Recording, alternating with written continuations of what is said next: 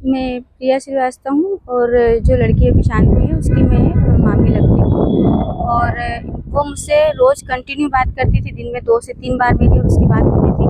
और मुझे वो सारी घटनाएं जो डेली की होती थी इनके घर में वो सारी मुझे बताती थी कि मामी आज ऐसा हुआ, आज वैसा हुआ। और आज से इसकी जब से इसकी शादी हुई तब से इस घर में आई है, तब से इसको मतलब किसी भी एक क्षण का इसको सुख नहीं मिला है। और उसको शुरू में जब आई थी तो जाति, हमारी जाति नीची है, ये पंडित हैं, तो इसलिए उसको प्लास्टिक की बोतल में पानी पिया 5 साल, उसको मटके में हाथ नहीं लगाने दिया, खाना नहीं बनाने दिया, बिल्कुल ऐसा नीच व्यवहार करा इन लोगों ने। 5 साल तो उसने ये चीज़ें सहन करी। उसके बाद फिर ये आशीष जी का अफेयर हो गया उस किसी लड़की से, फिर वो चीज़ें आ गई बीच में। कुछ चीज़ें पहले से चल रही थी और प्लस और चीज़ें हो गई, तो वो मानसिक और शारीरिक रूप से दोनों चीज़ से परेशान हो चुकी थी। वो शरीर साथ देता नहीं, वो पहले ही कमज़ोर थी, खाना मिलता नहीं घर में प्रॉपर तरीके से, तो वो घर का भी करे बाहर भी नौकरी करे। और बाहर नौकरी करती थी तो गैस की टंकी तो भराएगी, बिजली का बिल तो भरेगी, उसके पास उसका 8,000 रुपये की तो सैलरी मिलती थी, उसके पास एक्स्ट्रा खर्चे उसके माथे थोप देते थे। जी हाँ, पतंजलि स्टोर पे काम करती थी वो, और उसके माथे पे एक्स्ट्रा खर्चे थोप देते थे कि तू ये भी करना, ये भी करना। और बच्चे से फ़ोन लगवा देते थे, मम्मी रास्ते में से ये ले आना, वो ले आना। तो वो तो इतना कमाती नहीं थी कि वो अपने और उसकी दवाई गोली के लिए तो ये 1 रुपया खर्चा नहीं कर देते थे उसको, लड़की को 1 रुपया का खर्चा। बोले हमारे पास तेरे लिए कुछ नहीं है। आप जैसा बता रहे हैं, जो आरोप लगा रहे हैं जी, तो उन्हें किन लोगों के द्वारा प्रताड़ित किया जा रहा था? सास ससुर और पति, और है कौन इनके घर में? एक तो बहू थी, वो भी ढंग से नहीं रख पाए ये लोग।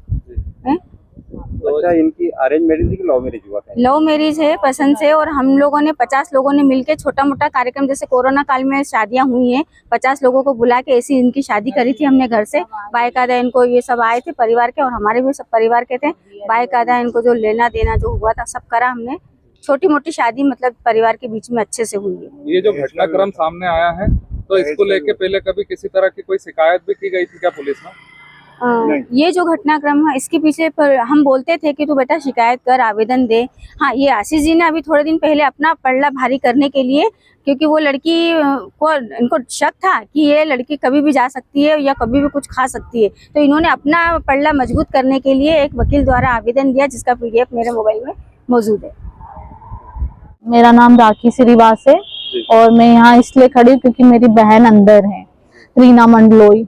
उसने पॉइजन सल्फास खा लिया, जिससे उसके बाद उसकी मौत हो गई, मतलब चली गई वो दुनिया से। आप कहाँ के रहने वाले हैं? मैं इंदौर की रहने वाली हूँ। क्या हुआ था पूरा बताइए। मेरी बहन मेरे को फोन करके बताती थी कि उसको मेंटल टॉर्चर करते हैं उनकी सास और उनके पति। पर मैं उसको बोलती थी कि तो आपस में समझा, मतलब बैठ के सॉल्यूशन निकाल लो दोनों जने। बहुत बार बोला तो कहती मैं निकाल लूंगी सॉल्यूशन।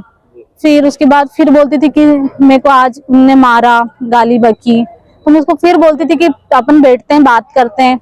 तो तभी भी वो बोलती थी कि रहने दो, मैं हैंडल कर लूंगी।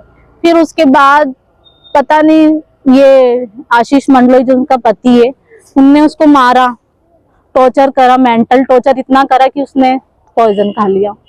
जैसा आप बोल रहे हैं कि टॉर्चर किया गया है, तो आपकी फोन पे चर्चा होती थी, तो उन्होंने कभी जिक्र किया इस बात? हाँ, जिक्र किया। वो बोलती थी उनका अफेयर चल रहा है कहीं, और वो उनको तलाक देने के लिए बोल रहे हैं। और सासू माँ खाने के पीछे, उसको खाना नहीं, 2-2, 3-3, 8-8 दिन तक भूखी रहती थी वो। मैं उसको बोलती थी बाहर से खा ले। शादी कितने साल पहले हुई थी?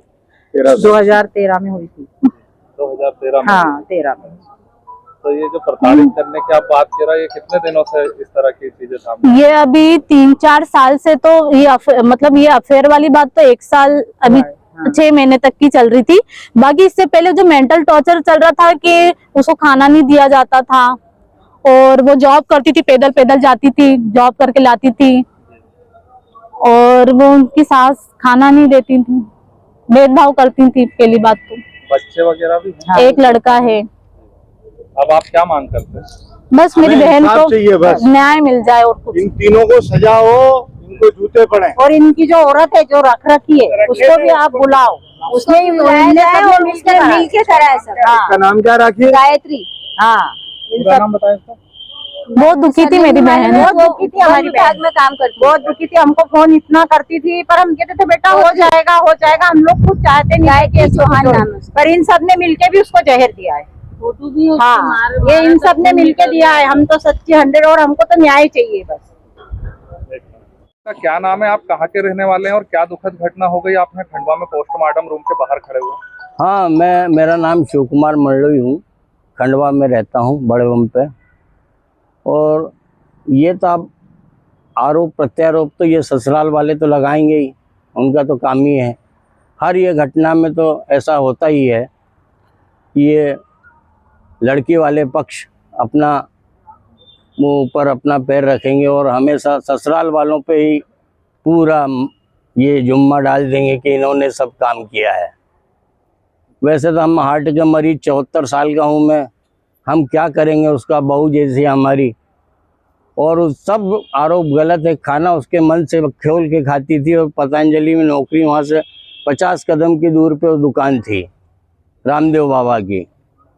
अब इनके तो इतने आरोप हैं, आप आरोपों का तो खंडन कैसे कर सकते हैं? सर और लव मैरिज है। लव मैरिज थी, आज से 13 साल पहले हमने लव मैरिज करी थी जी, और ये आपका क्या नाम है? आशीष मंडलोई, कहाँ के रहने वाले हो? खंडवा पड़ा। जी, क्या घटनाक्रम है पूरा बताइए। सर मेरी पत्नी और मेरे बीच में विवाद हुआ, उसके चलते उन्होंने क्या है सल्फास की गोलियां खा ली। और हमारी आज से 13 साल पहले लव मैरिज भी थी। हम दोनों ने यही खंडवा में आर्य समाज पद्धति से शादी करी थी।